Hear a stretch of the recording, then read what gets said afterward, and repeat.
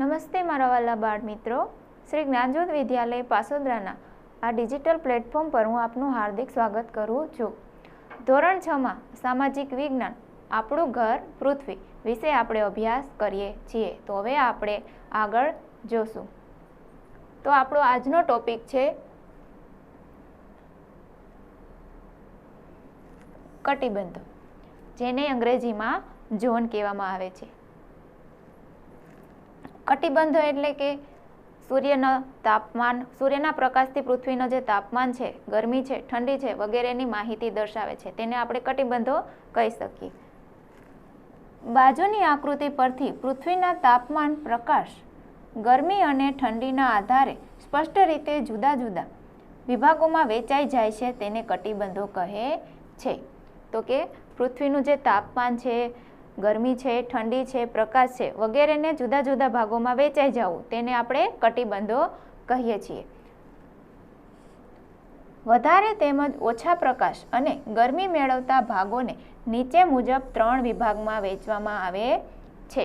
એટલે કટિબંધોને કયા ભાગમાં? તો કે 3 ભાગોમાં વહેંચવામાં આવ્યા છે.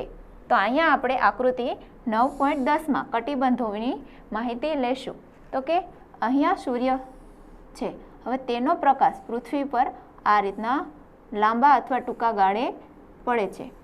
તો અહીંયા શીત કટિબંધ એટલે કે જ્યાં સૂર્યનો પ્રકાશ થોડો પડે છે ત્યાં વાતાવરણ કેવું હોય છે? તો કે ઠંડુ. એટલે એને શું કહેશું? તો કે શીત કટિબંધ.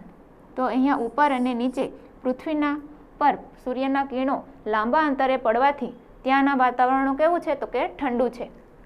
તો કે વચ્ચે કેવું વાતાવરણ જોવા મળે છે? તો કે સમશીતોષ્ણ.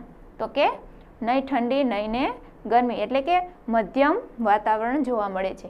અને જે આ વિષયવૃત્ત છે તેના પર સૂર્યના કિરણો વચ્ચેના ભાગમાં પડે છે, એટલે ત્યાં ગરમીનું વાતાવરણ વધારે જોવા મળે છે. કટિબંધોના 3 પ્રકાર.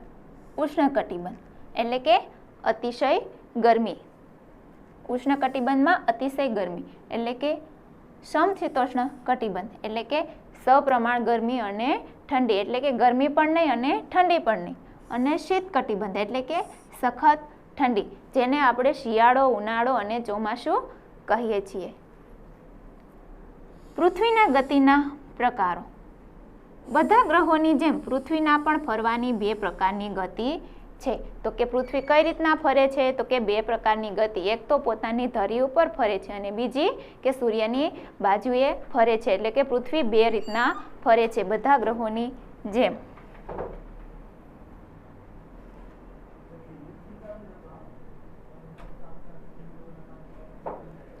તો એમાં પહેલી ગતિનો પ્રકાર આપણે જોઈએ.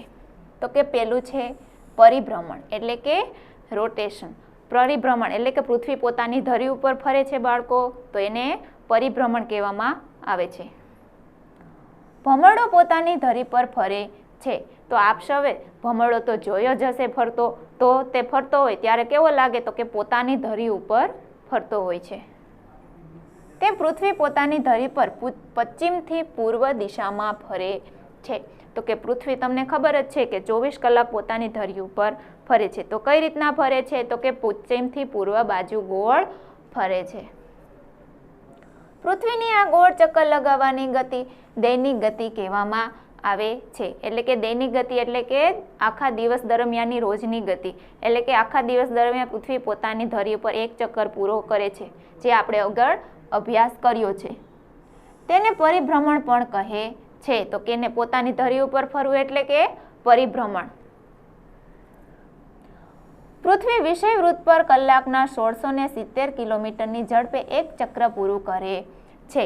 તો કે પૃથ્વી પોતાની ધરી ઉપર 1670 કિલોમીટરની ઝડપે કેટલું ચક્કર? તો કે એક ચક્કર પૂરું કરે છે. આ ચક્ર પૂર્ણ કરતા 24 કલાક થાય છે. તો કે પૃથ્વી પોતાની ધરી ઉપર કેટલા સમયમાં ફરે છે? એને ફરતા કેટલો સમય લાગે? તો કે 24 કલાકનો સમય લાગે છે. કેટલા કિલોમીટરની ઝડપે? તો કે 1670 કિલોમીટરની ઝડપે. પૃથ્વીનો નારંગી જેવો ગોળ આકાર બનાવવામાં આ ગતિએ મહત્વનો ભાગ ભજવ્યો છે. તો કે પૃથ્વીની ગોળ ફરવાની ગતિ ઉપર કોણે મહત્વનો ભાગ ભજવ્યો છે? તો કે તેના નારંગી જેવા ગોળ આકારે. હવે બીજું આપણે જોઈએ પરિક્રમણ એટલે કે રેવોલ્યુશન. તો કે પહેલાં આપણે પરિભ્રમણ વિશે જોયું, તો હવે આજે આપણે પરિક્રમણ વિશે જોઈશું. પૃથ્વી પોતાની ધરી પર ચક્કર લગાવવાની સાથે સૂર્યની આસપાસ પરિક્રમા કરે છે. તો કે જેમ પૃથ્વી પોતાની ધરી ઉપર એક ચક્કર પૂરો કરે છે, તેમ તે સૂર્યની ફરતે પણ ચક્કર પૂરો કરે છે. તેને શું કહેવામાં આવે છે? તો કે પરિક્રમણ.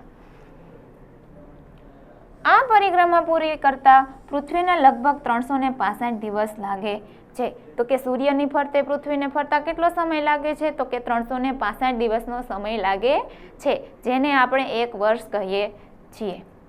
આ સમયગાળાને આપણે 1 વર્ષ કહીએ છીએ. તો કે આ સમયગાળાને આપણે શું કહીશું? તો કે આપણે 1 વર્ષ કહીએ છીએ. અવકાશમાં પૃથ્વીને સૂર્યની આસપાસ ચક્કર લગાવવાનો એક કાલ્પનિક માર્ગ નક્કી થયેલો છે.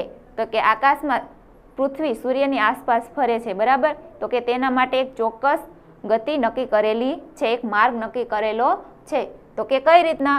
તો કે આ સૂર્ય છે, બરાબર, તેની ફરતે પૃથ્વી ગતિ કરે છે, તો એનો ચોક્કસ માર્ગ નક્કી કરેલો છે, જે કક્ષા તરીકે ઓળખાય છે. એટલે કે આ પૃથ્વી છે તે સૂર્યની ફરતે ચક્કર લગાવે છે. તો કેટલો સમય લાગે? તો કે 365 દિવસ, એટલે કે 1 વર્ષ તેને પૂરો કરતા લાગે. તો તે પોતાની ધરી ઉપર સૂર્યની ફરતે ભળે તેને શું કહેશું? તો કે કક્ષા તરીકે ઓળખવામાં આવે છે. આ સાથે પૃથ્વી વર્તુળાકાર નહીં પરંતુ લંબગોળાકાર કક્ષામાં ફરે છે. તો કે સૂર્યની ફરતે પૃથ્વી કયા આકારમાં ફરે? તો કે ગોળ નથી ફરતી. તો કે આ સૂર્ય છે, બરાબર, તો તેની ફરતે પૃથ્વી આ રીતના ગોળ નથી ફરતી, પણ કઈ રીતના? તો કે આ રીતના લંબગોળ ફરે છે. વર્ષભર પૃથ્વી અને સૂર્ય વચ્ચેનું અંતર સરખું હોતું નથી. તો કે આખા વર્ષમાં પૃથ્વી અને સૂર્ય વચ્ચેનું અંતર સરખું હોતું નથી. તો કે કઈ રીતના? તો કે લંબગોળમાં પૃથ્વી જ્યારે અહીંયા નજીકના ભાગમાં આવે છે ત્યારે સરખું હોતું નથી, અને દૂરના ભાગમાં થઈ જાય ત્યારે પણ સરખું હોતું નથી. તો તેના ઉપરથી આપણા ઋતુઓ નક્કી થાય છે, એટલે કે શિયાળો, ઉનાળો અને ચોમાસું એ પૃથ્વી સૂર્યની ફરતે જ્યારે ફરે છે તેના આધારે નક્કી થાય છે.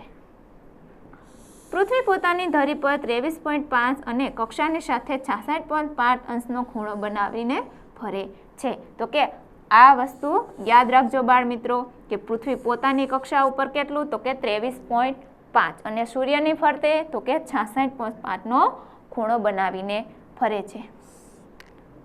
પૃથ્વીના આ ધરીનમનના કારણે ઋતુઓ થાય છે. તો કે પૃથ્વીનો આ પોતે પરિભ્રમણ કરે છે સૂર્યની ફરતે, તો શું થાય? તો કે પરિભ્રમણ, અને ઋતુઓ નક્કી થાય છે. અને શું થાય? તો કે રાત દિવસ લાંબા ટૂંકા થાય છે. આપણે સૌએ જોયું હશે ને કે શિયાળામાં રાત ટૂંકી હોય, રાત લાંબી હોય અને દિવસ ટૂંકો હોય, અને ઉનાળામાં તો કે રાત ટૂંકી હોય અને દિવસ લાંબો હોય. તો તે શેના આધારે થાય? તો કે પૃથ્વી સૂર્યની ફરતે જે લંબગોળાકારે ફરે છે તેના આધારે તે નક્કી થાય છે. તો હવે આપણે દિવસ અને રાત વિશે અભ્યાસ કરીશું. પૃથ્વીની દૈનિક ગતિના લીધે જ દિવસ અને રાત થાય છે. તો કે પૃથ્વી જે સૂર્યની ફરતે ફરે છે કે કયા આકારે? તો કે લંબગોળાકારે. તેનાથી શું નક્કી થાય છે? તો કે દિવસ અને રાત નક્કી થાય છે. પૃથ્વી પોતાની ધરી પર નમેલી અને ગોળ હોવાથી તેના અડધા ભાગ જ પર સૂર્યનો પ્રકાશ પડે છે. તો આપને સૌને ખબર જ છે કે આપણે પૃથ્વી જે ભાગમાં આપણે દાખલા તરીકે સૂર્ય આ રીતના પૃથ્વી ઉપર પ્રકાશ પાડે છે, તો આ ભાગમાં દિવસ હોય અને પાછળના ભાગમાં તેનો પ્રકાશ પડી શકતો નથી. તો પાછળના ભાગમાં શું હોય? તો કે રાત હોય. તો તે જ રીતના પૃથ્વી પોતાની ધરી ઉપર ફરતી હોય તો દિવસ અને રાત થાય છે. અને આ અડધા ભાગ પર અંધારું રહે છે, એટલે કે આગળના ભાગમાં જે સૂર્યનો પ્રકાશ પડે છે તો તે ભાગમાં દિવસ રહે, પણ પાછળના ભાગમાં તેનો પ્રકાશ પડી શકતો નથી, કેમ કે પૃથ્વી ગોળ છે. એટલે ત્યાં શું થાય? તો કે ત્યાં અંધારું રહે છે. પૃથ્વી ફરતી ન હોત તો એક તરફ જ અંજવાળું અને બીજી તરફ અંધારું રહે. તો આપણે જોઈએ કે પૃથ્વી ફરે છે એટલે એક બાજુ દિવસ અને એક બાજુ રાત રહે, પણ જો તે ફરતી જ ન હોત તો શું થાત? તો કે એક બાજુ દિવસ જ રહેત અને એક બાજુ રાત જ રહેત. પણ તેમ બનતું નથી. આમ પૃથ્વીનું દરેક સ્થળ 24 કલાકમાં અંજવાળામાંથી અંધારામાં અને અંધારામાંથી પાછું અંજવાળામાં આવે છે. એટલે કે પૃથ્વી જે ફરે છે તેનાથી દિવસ અને રાત થાય છે. એટલે કે એક જગ્યા ઉપર જો ઊભી હોત તો એક જગ્યાએ દિવસ રહેત અને એક જગ્યા ઉપર રાત જ રહેત. તેનાથી પૃથ્વીના દરેક સ્થળે સવાર, બપોર અને સાંજ થાય છે. જે આપણે દિવસ દરમિયાન સવાર, બપોર અને સાંજ થાય તે શેના આધારે? તો કે પૃથ્વી ફરે છે તેના આધારે થાય છે. પૃથ્વીના ધરી નમનના લીધે દિવસ રાતની લંબાઈમાં ફેરફાર થાય છે. એટલે કે પૃથ્વીના દિવસ રાતની લંબાઈમાં ફેરફાર થાય શું કામે? તો કે તેના નમનને લીધે. એટલે કે પૃથ્વી પોતાની ધરી ઉપર થોડીક નમેલી છે તેને લીધે રાત અને દિવસ થાય છે. તો હવે આપણે જોઈએ 9.11 આકૃતિ, દિવસ અને રાત. આ છે સૂર્ય. હવે સૂર્યના કિરણો પૃથ્વીના ઉપર વચ્ચેથી પડે એટલે આ વસ્તુ વિષયવૃત્ત છે, બરાબર? તો વિષયવૃત્ત ઉપર પડે એટલે દિવસ અને રાત નક્કી થાય. હવે લાંબા ગાળે જો સૂર્યના કિરણો પૃથ્વી ઉપર દક્ષિણ ધ્રુવ ઉપર પડે છે એટલે અહીંયા રાત્રિ બને. પછી અહીંયાથી સૂર્યના કિરણો પૃથ્વી ઉપર પડે એટલે ત્યાં શું થાય? તો કે દિવસ થાય, બરાબર? એટલે અહીંયા જે દૂરથી સૂર્યના કિરણો પડે છે એટલે દક્ષિણ ધ્રુવવૃત્ત, એટલે કે ત્યાં કેવો પ્રદેશ છે? તો કે ઠંડો પ્રદેશ છે. અને અહીંયા પણ બહુ દૂરથી પડે છે એટલે ત્યાં પણ ઠંડા પ્રદેશો છે. પણ વચ્ચેના ભાગમાં સૂર્યના કિરણો પૃથ્વી ઉપર પડે છે એટલે અહીંયા વચ્ચેનું વાતાવરણ થાય છે. 21મી જૂને કર્કવૃત્ત અને 22મી ડિસેમ્બરે મકરવૃત્ત પર સૂર્યના કિરણો બરાબર સીધા પડે છે. તો કે સૂર્યના કિરણો બરાબર સીધા કઈ તારીખે પૃથ્વી ઉપર પડે? તો કે 21મી જૂન અને બીજું 22મી ડિસેમ્બર મકરવૃત્ત ઉપર સૂર્યના કિરણો તે દિવસે સીધા પડે છે. જ્યાં સૂર્યના કિરણો સીધા પડે છે ત્યાં અને તેની નજીકના વિસ્તારોમાં દિવસ લાંબા અને રાત ટૂંકી રહે છે. એટલે કે સૂર્યના કિરણો તે દિવસે ક્યારે? તો કે 21મી જૂને અને 22મી ડિસેમ્બરે. ત્યારે શું થાય? તો કે રાત અને દિવસ સરખા બને છે. અને સૂર્યના કિરણો સીધા પડે છે ત્યાં શું થાય? તો કે નજીકના વિસ્તારોમાં દિવસ લાંબો અને રાત ટૂંકી પડે છે. જ્યાં સૂર્યના કિરણો ત્રાંસા પડે છે ત્યાં દિવસ ટૂંકો અને રાત લાંબી રહે છે. એટલે કે જ્યાં સૂર્યના કિરણો સીધા નથી પડતા પણ કેવા પડે છે? કે તો કે ત્રાંસા પડે છે, ત્યાં શું થાય? તો કે ત્યાં દિવસ ટૂંકો અને રાત લાંબી થાય છે. જ્યારે 21 માર્ચ અને 23 ડિસેમ્બરે માસના રાત અને દિવસ સરખા રહે છે. તો કે કઈ તારીખ? તો કે 21 માર્ચ અને 23 ડિસેમ્બરે. તો કે તે દિવસે રાત દિવસ કેવા હોય છે? તો કે સરખા હોય છે. તો અહીંયા આપણે લાંબા ટૂંકા દિવસ અને રાત કે સૂર્યની ફરતે પૃથ્વી જ્યારે ફરે છે તો કે આખા વર્ષ દરમિયાન તો કયા આકારે ફરે? તો કે લંબગોળ આકારે. તેનું ચિત્ર અહીંયા દર્શાવેલું છે. તો આપણે તેની માહિતી લઈએ. હવે આ સૂર્ય છે, બરાબર? અને સૂર્ય જાન્યુઆરી મહિનો એટલે કે અહીંયા જાન્યુઆરીથી પૃથ્વી જ્યારે સૂર્યની ફરતે લંબગોળ આકારે ફરે છે, ગોળ નથી, લંબગોળ આકારે ફરે છે એટલે શું થાય? શિયાળો, ઉનાળો અને ચોમાસું જેવી ઋતુઓ આવે છે. અને જ્યારે આ દિવસોમાં સૂર્યની નજીક પૃથ્વી આવે છે ત્યારે શું થાય? તો કે ત્યારે ઠંડી પડે છે. અને સૂર્યથી પૃથ્વી દૂર ખસેડી જાય તો ત્યારના દિવસોમાં શું થાય? તો કે ત્યારે ઉનાળો રહે છે. એટલે કે લંબગોળ આકારને લીધે પૃથ્વી ઉપર રાત અને દિવસ થાય છે. તો હવે આપણે ઋતુઓ વિશે અભ્યાસ કરીશું. તો કે ઋતુઓ. પૃથ્વી ધરી પર નમેલી હોવાથી ઉત્તર ધ્રુવ અને દક્ષિણ ધ્રુવ વારાફરતી સૂર્યની સાથે આવે છે. તો કે પૃથ્વી તમને ખબર જ છે કે એક બાજુ નમેલી છે. તો શું થાય છે? તો કે તે નમેલી છે એટલે કે શું? કયો ધ્રુવ? તો કે ઉત્તર ધ્રુવ, જે પૃથ્વીના ઉપર અને નીચે છે. ઉત્તર ધ્રુવ અને દક્ષિણ ધ્રુવ ઉપર સૂર્યને વારાફરતી આવે છે, બરાબર? સૂર્યના કિરણો વિષુવવૃત્તની ઉત્તરે કે દક્ષિણે સીધા પડે છે. તો કે સૂર્યના કિરણો વિષુવવૃત્ત ઉપર કેવા પડે છે? તો કે સીધા પડે છે અને ઉપર નીચે ઓછા. આમ થવાથી દિવસ રાતમાં તફાવત પડે છે. એટલે કે શું થાય? તો કે દિવસ રાત લાંબા અને ટૂંકા પડે છે.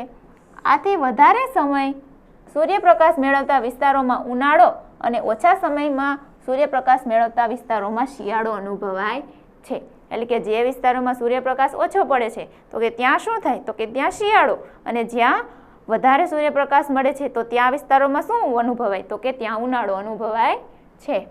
તે જ સમયે દક્ષિણ ગોળાર્ધમાં શિયાળામાં ઋતુ અનુભવાય છે. એટલે કે કયા ઋતુમાં કયા ગોળાર્ધ ઉપર? તો કે દક્ષિણ ગોળાર્ધ ઉપર. શું કામે?